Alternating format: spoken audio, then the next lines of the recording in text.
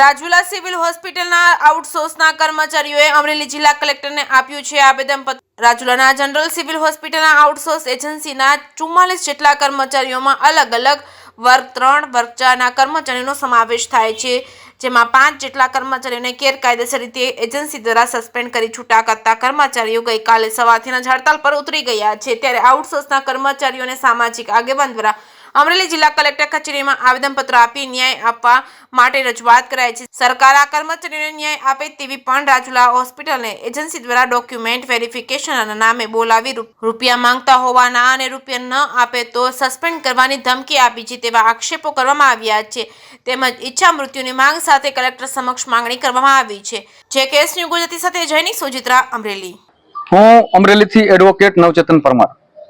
આજે અમે ગુજરાત સરકારને જિલ્લા કલેક્ટર અમરેલી મારફત એક આવેદન પત્ર આપ્યું છે કે ગુજરાતની અંદર ગુજરાત સરકાર દ્વારા કોન્ટ્રાક્ટર સિસ્ટમ દ્વારા મેઇન પાવરની સપ્લાય કરવામાં આવે છે। એમાં વર્ગ 3 અને 4ના કર્મચારીઓની સપ્લાય પણ કરવામાં આવે છે। આ એલોસિસ નામની જે કંપની છે કોન્ટ્રાક્ટની, એમના દ્વારા રાજુલા જનરલ હોસ્પિટલની અંદર 40 જેટલા કર્મચારીઓને મેઇન પાવર પૂરો પાડવામાં આવેલ છે। એની અંદર આ કોન્ટ્રાક્ટરો આ લોકોને 40 કર્મચારીઓને ખાલી એના ડોક્યુમેન્ટ વેરિફિકેશનના રૂપાળા નામ હેઠળ બોલાવે છે અને પછી એમની પાસે 20-20 હજારની માંગણી કરે છે અને એ 20 હજાર જેવી રકમ એ ન આપે તો કેમ પ્રકારે ખોટી રીતથી સસ્પેન્ડ કરવામાં આવે છે અને આવી રીતથી આખા ગુજરાતભરની આ પરિસ્થિતિ છે। એટલે અમે આજે જિલ્લા કલેક્ટર શ્રીને આવેદન પત્ર આપી અને સરકાર એની સંવેદના બતાવે અને આ ગરીબ માણસો કોઈ ગુજરાતમાં કોઈ જગ્યાએ અવાજ નથી ઉઠતો, એટલા માટે કે અવાજ ઉઠાવે અને સસ્પેન્ડ કરી નાખવામાં આવે છે। ગરીબ માણસોના પેટનો સવાલ છે।